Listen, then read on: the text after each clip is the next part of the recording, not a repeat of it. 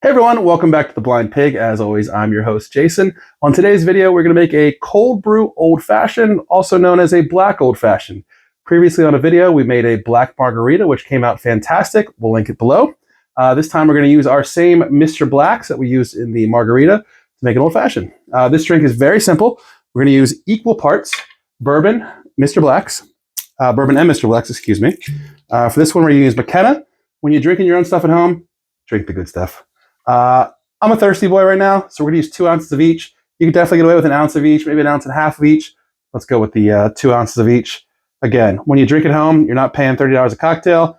Make it big, make it strong, make it good. So 2 ounces of our bourbon.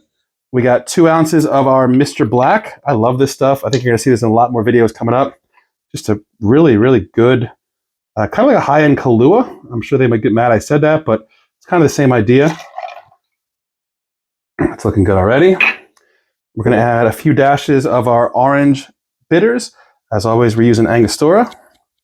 About 5 dashes there since we had a lot of liquid. Top that off. Give this a couple rotations. Cool that down.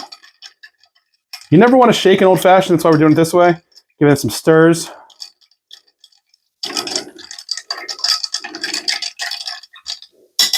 And then we're going to strain it into our rocks glass. I already have a couple pieces of ice in there. Go ahead and strain that in there. Wow, I love the color on this already.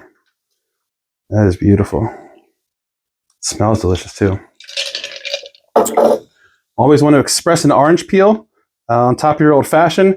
You get so much aroma. Really all the aroma from the orange is on the peel. You get those oils in there, rub it on the outside there. We'll toss that. We actually have our garnish ready to go here. Got a orange peel already slit. Cheers. That's delicious. Definitely a coffee flavor to it. You want to make sure you like coffee. But if you like coffee and you like bourbon, you got to try this drink.